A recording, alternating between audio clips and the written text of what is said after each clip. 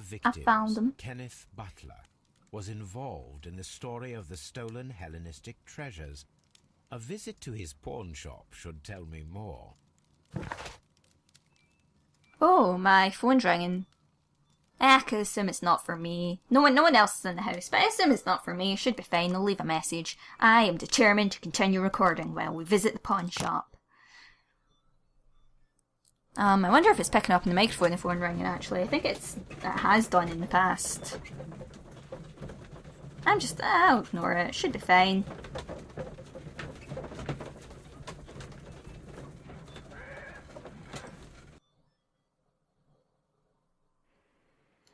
Alright. So here we are. We need to find the pawn shop, but I'm going to see the deductions again. So, Leighton's revolver, well, 2 fired cartridges, and we had 2 victims, so there's a possibility that he shot them both. Kenneth Butler and Brian Vercotti were the victims of a double murder carried out by one person. Back to the clues. Stated that he saw a person leaning over a dead body just as he entered the scene. He took a gun from the body and set off in pursuit of the man, but that's not connected. The collection of Hellenistic treasures were stolen from the British Museum in 1885. It has not been found since then, as it's considered to be lost. Which I don't think is connected to anything here. No, nothing seems to be connected at the moment. Different shots. Leighton's revolver. Turner could hear the contrast between 2 fired shots, as in fact 3 shots were made. At first a single shot was fired and then 2 guns fired simultaneously directly afterwards. Or Turner could hear the contrast between 2 fired shots as they were made from different points in Half Moon Street. First a single shot was fired and then 2 guns fired I'm actually not sure what to pick for that. We'll come back to that one once we've gathered a little bit more information, I think. Okay, so where's this pawn shop? Hello, good sir.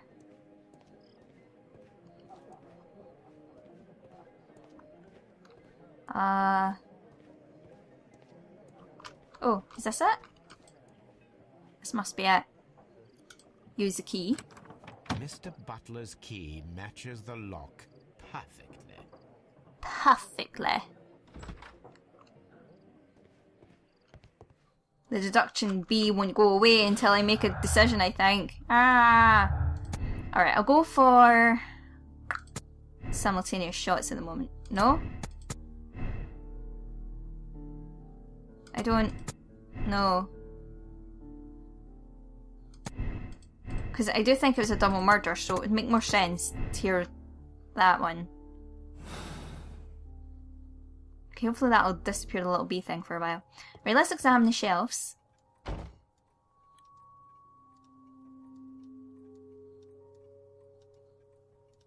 Crampons and a sharp ice axe would only be brought here by a mountaineer. Okay, so we've got an object of interest. Crampon. Okay, I mean, we know that. But why are we interested in the fact that a mountaineer has brought things in? Something to come back to. Open the counter door and take a look in the shelves here. A flare pistol. Perhaps it was pawned by a destitute sailor. Is that going to be another object of interest? It is, okay. Is there any other shelves?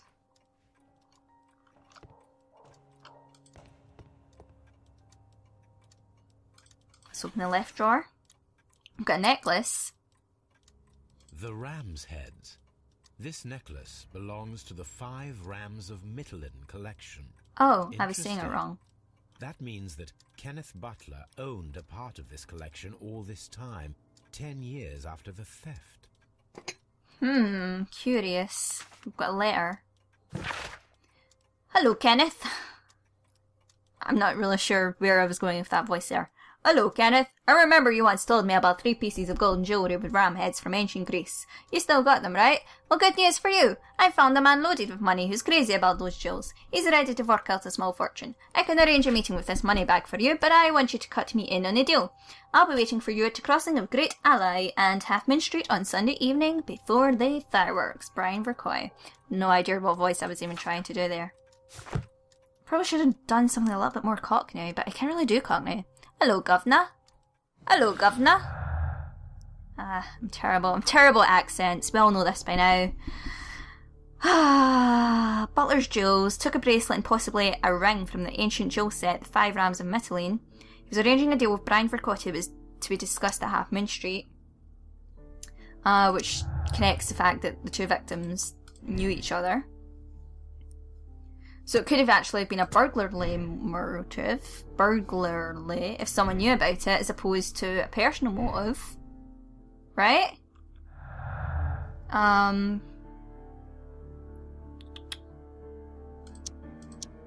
would have thought that would have been connected. Nothing else seems to be connected, right? So we'll let that go. And we'll have a look in the right drawer. It looks as though Mr. Butler kept a careful record of his operations. That we don't get to look at. Okay. I mean, it would have been nice, but okay. I mean, I don't think... Is there anything else we can do with the objects of interest? Maybe if I go into a little, you know, T mode? I doubt it. Because otherwise it would have showed up. A flare pit. I wonder why they're flagged as objects of interest when there's plenty of other things in the shop to look at. I can open the door again. There was a possible crossfire. Examine the dead bodies and perform a reenactment. That's something I can do. So we need to go back to Half Moon Street.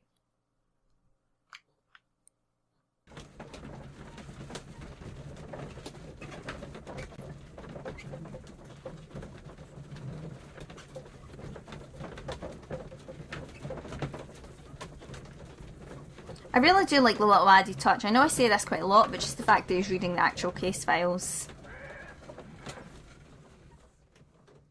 I think it's a nice little touch. Oh, continue.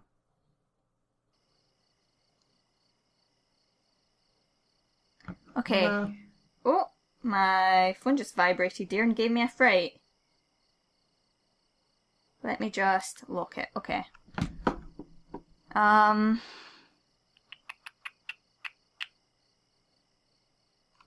Okay, we're going this way. Wonder how we're going to perform a reenactment. Maybe mentally? Just envision it. What's up with you, lad? What are you waiting for? I'm waiting for my brother to be released. Your brother? The one that you caught, beat up and imprisoned. Ah, the murderer. He ain't killed no one, copper. Watch your mouth, lad, else you'll be joining that worthless brother of yours. Ooh, threats. I heard that. Right, F. One of the victims possibly fired his gun twice. Find out who it might have been.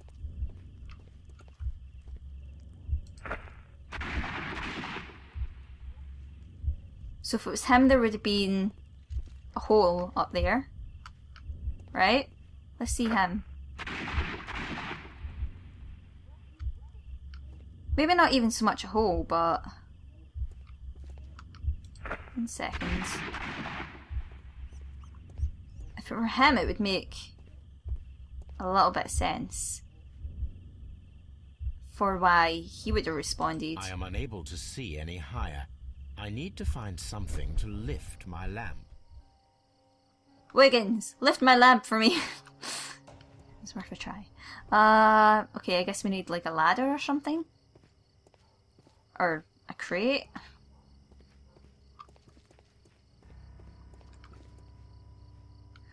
Let's try with the other guy. I'm probably going to need something for him as well. Oh, excuse me. Oh, no, I want you to press you. Yeah, we're gonna need something to... I am unable to see any higher. I need to find something to lift my lamp. Oh wait, can we use a pole?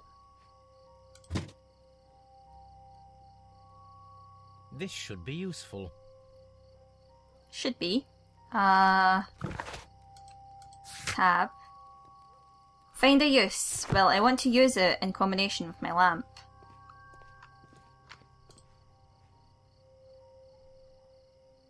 Ooh, okay.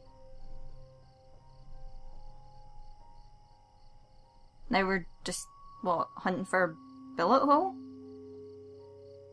With awfully crappy lighting? Oh, bullet This impact. is most definitely a bullet hole. The brick cracks are fresh. Aw, yes, I found Watson, it. There was a third shot fired in this street.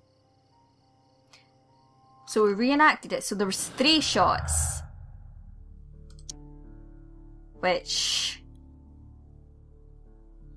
goes against Leighton's revolver, actually. But if there was a 3rd shot, Leighton Chapman's statement regarding the jacketed man now seems reasonable as the 3 shots at the crime scene prove the presence of a second gun that is now missing.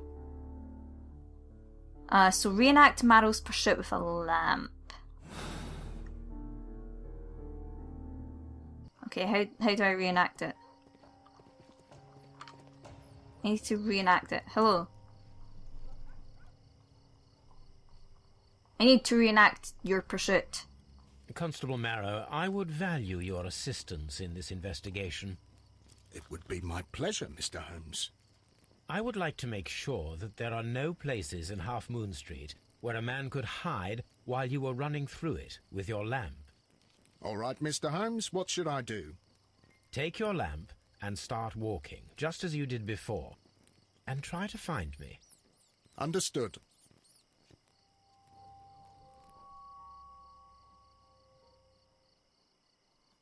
Okay. Walk, walk, walk, walk. Fashion, baby. Work it. Move that bitch crazy. No, let's just keep walking. I see you. I can see you very well, Mr. Holmes. All right, Constable. Let's try again. I'll find another place to hide. I like how I'm essentially playing hide and seek with Sherlock Holmes. It's just what I've always wanted in life. I had to like walk right up there though. Like if I was a policeman, I probably would have just turned that corner and not really paid attention. Like there. I mean, I wouldn't have been able to fully make out his figure until I got as close as I did there. I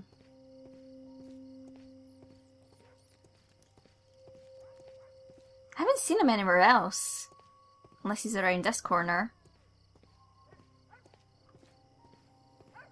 Oh, Sherlock Holmes. No, this is not how I walked at the time of the crime. I was more attentive. Let's start over again. I was going to add more to that sentence, but then it just came out like it sounded really sexual. I just went, oh, Sherlock Holmes. But I was going to say, oh, Sherlock Holmes, you're a good hider. Oh, hello. Here you are, Mr. Holmes. All right, Constable. Let's try again. I'll find another place to hide. The problem with doing this test with me is I'm not a very attentive person, so while this police officer might have spotted people, I most likely would not have. He's not there. He's not there. Like, I would just walk sort of straight on. He's not going to be hiding here again, is he? No.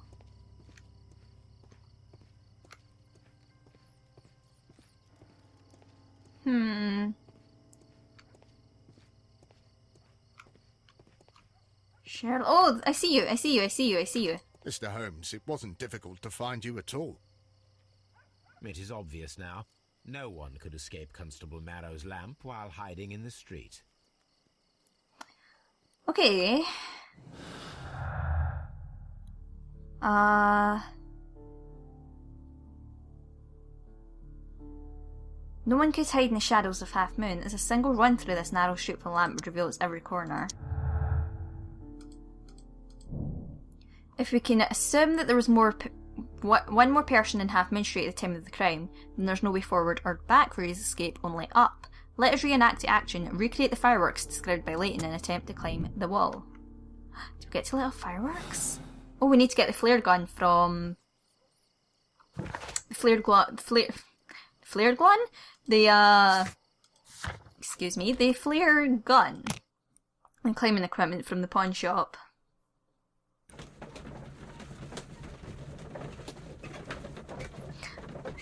Yeah. That seems right. That's why it was marked as an object of interest. Continue. Alright, where's the shop again? Just round the corner? Here we go. Okay, here. I want this. These tools are exactly what I need to climb the wall. But then that's assuming that someone had climbing equipment to do this, right? Unless they're just a particularly good climber. This is exactly what we need in order to imitate the flash of the fireworks. Okay, back to Half Moon Street. We're doing well in this investigation. I feel like we're getting quite a lot done.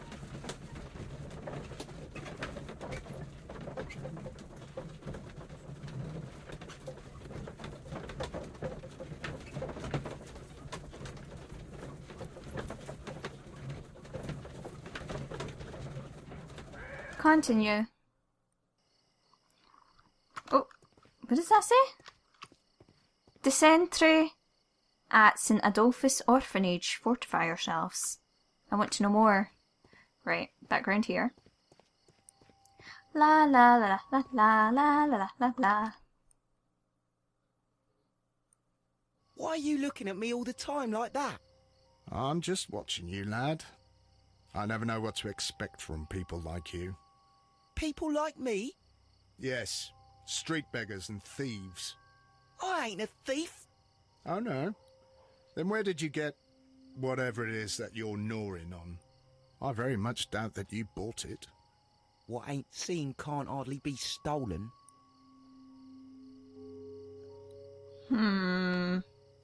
Like how mean you're being.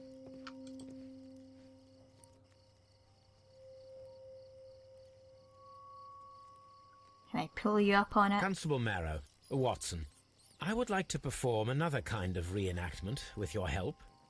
I'm listening, Mr. Holmes. I want to check if Leighton's testimony can be trusted. If someone could vanish into thin air at a specific moment. But Holmes, I don't see how. I am going to be the mysterious gentleman whom Leighton followed. I will stand exactly where he saw him before he was blinded by the flash. Watson, you will be Leighton. When I fire the signal flare, you should start to chase me. I understand, Holmes. You, Constable Marrow, just play your part and do exactly as you did. Just, please, wait 5 seconds after the signal flare. I doubt that Polly Powell would have screamed any earlier. As you say, Mr. Holmes. Let us begin then. Catch me if you can. First we're playing hide and seek, now we're playing chess. Chess? Chase. Chess. Suddenly the rules of chess have completely changed. Find a spot where a man might be able to climb the wall and remain unnoticed.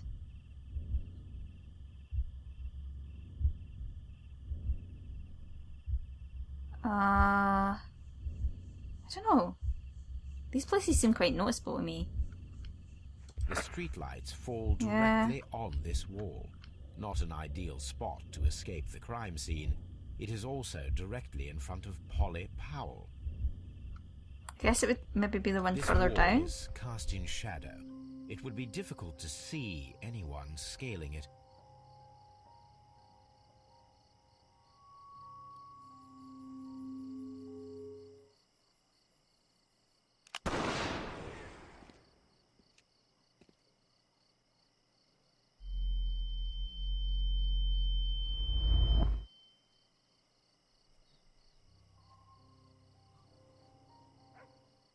Oh, D.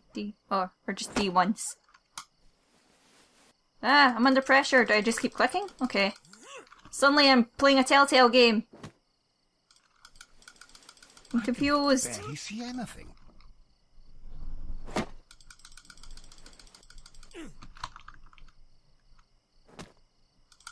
Okay, Oh. and then Are you D. there? And then A. And then keep clicking. Try climbing faster. I'm trying! Have you... I'm sorry! Like, you just threw this QTE sequence at me out of left field. Like, what was I supposed to expect? Like, maybe I'm not supposed to keep clicking? I have no fucking idea what I'm supposed to do, basically. I can barely see anything. I'm trying to go quick. Okay. I'm gonna get caught again. I might just skip it. Holmes?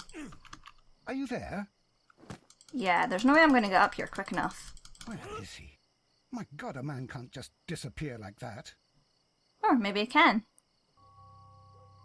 Talent.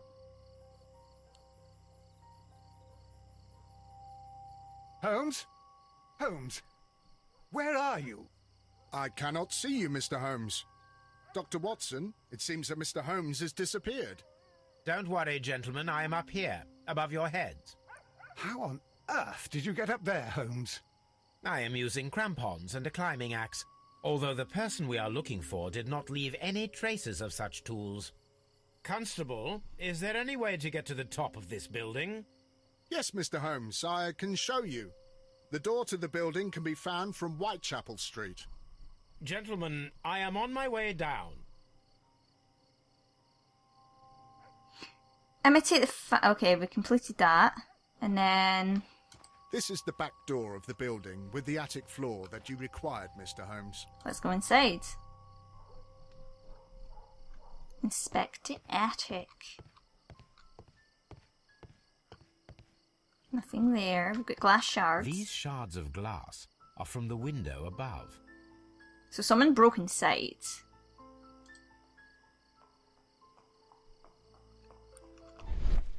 Jacket. Shabby fabric. Black threads. A cluster of thick black threads. They're unusually strong. I should examine them under the microscope. It's empty. Someone broke through the window to get inside the attic, but in his haste he ripped his jacket. Okay. We can conclude that the person whom Leighton saw climbed up the wall, broke into the attic window, and escaped through the hatch. So I think we've basically ruled Leighton out as a suspect now. I think that's what we've done. Leighton's statements in Wall Climber. Leighton Chapman's statement regarding a mysterious jacketed man is proven to be true.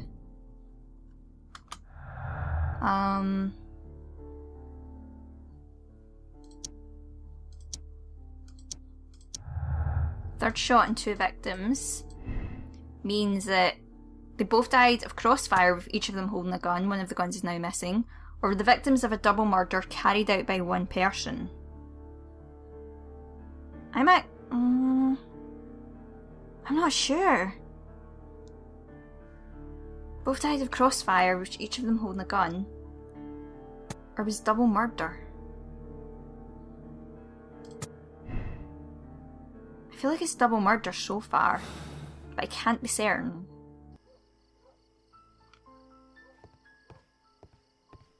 Is there anything else up here? Investigate the crime scene and talk to witnesses at Half Moon Street. So I'm not even completely done talking to witnesses, actually. Or investigating the scene at Half Moon Street. So back to Half Moon Street. Polly Powell, we've not talked to her, actually. I was forgetting something. Mrs. Powell? What do you want? My name is Sherlock Holmes. I'm assisting the police with their investigation of the crime that took place this evening. Well, I've already gave my testimony, but very well. Your testimony then, tell us. Could you tell us everything that you may have seen or heard? Yes. I was selling my flowers as usual, and then the fireworks began, in honour of Queen Victoria. I enjoyed those. But then, all of a sudden, a young lad ran out of Half Moon Street and stopped just by me. He had a gun in his hand. He was like a ghost, and all covered in blood. It was dark, but I could see him. because of the flashes from the fireworks. And then? I screamed as loud as I could. I knew that a policeman should be on duty in the vicinity. He had no time to escape. 2 constables got him. Then another constable came out from the very same street, and I heard him talking of a horrible murder. Tell us about the shots. Mrs. Powell, did you hear the gunshots? I'm not sure.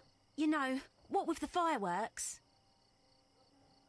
Anyone else? Did you see anyone else leaving Half Moon Street, prior to or at the time of the crime? No, sir, I did not. Even with all the fireworks, I was very attentive, as I'm always on the lookout for customers. My thanks to you, Mrs. Powell. Okay, so we've spoken to everyone at the crime scene.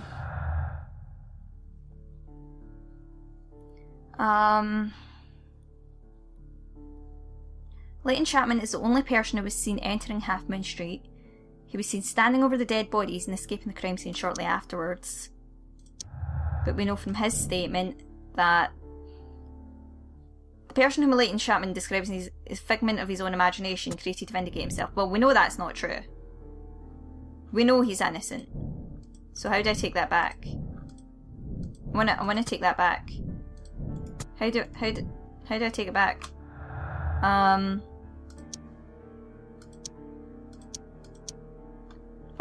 Why can't I take it back? Because, like, I believe Leighton's innocent.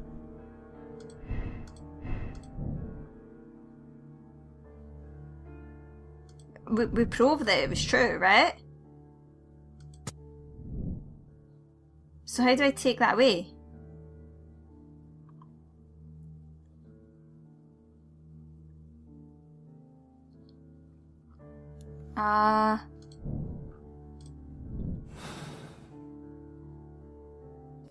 Well, balls.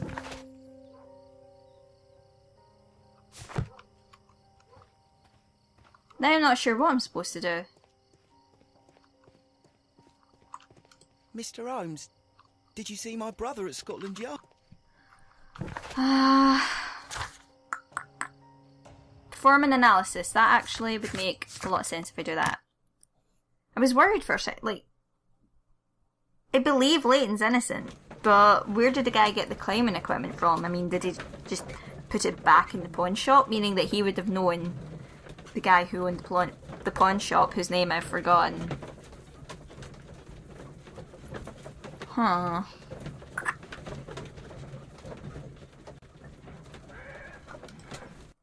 Or maybe I'm, like, misplacing my trust here. Where's Toby? Hi, Toby. No, I want you to look at Toby, not her. You're not Toby. Hello, Toby. All you need now is a shawl and a mock cap, and you could be Mrs. Hudson's younger sister. Achievement unlocked! Dog something, but it was great. I achieved a dog-related achievement. Yes. Let's examine the black thread. Take a closer look.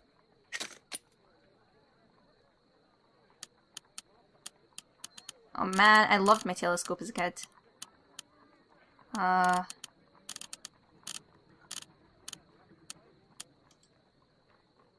It is not a thread, but a hair. I very much doubt that it is human. Okay. I need to compare this sample with a human hair and a horse hair. A shaving brush is usually made from horsehair. Watson, could you please pass me your shaving brush? Here you are. Watson, look, what's outside the window? Well, I don't see anything. Ouch! Holmes! Oh, don't make Sherlock. such a fuss. One little hair. Alright, let's examine him. The horsehair is thinner than the hair that we found. And the human hair is definitely thinner. Human hair is significantly thinner than the black sample. So, this black hair belongs to an animal, and it is larger than a horse. A hair from a large and exotic animal. Well, this has added confusion into the mix. What the hell?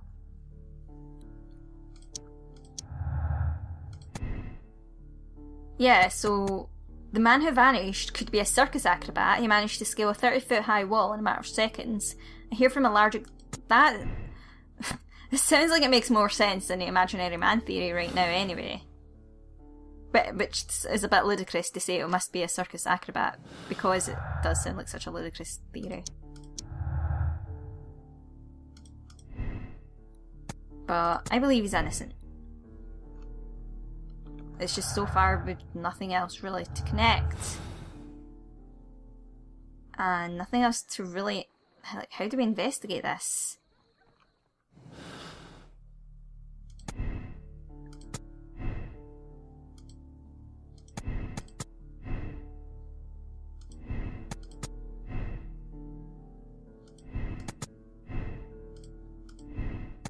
Personal motive? I'm so confused. Like, it's showing the bee thing, so I'm assuming I'm missing something.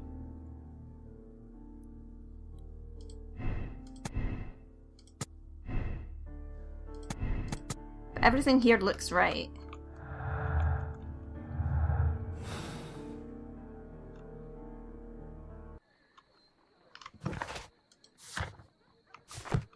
Don't know what I'm supposed to do. I'm always wondering what's on your mind, Holmes. I don't know what's on my mind.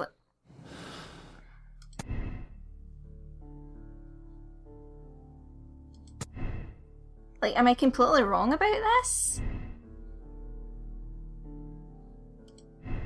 Like, what would happen if I changed it to everything that Leighton's done it?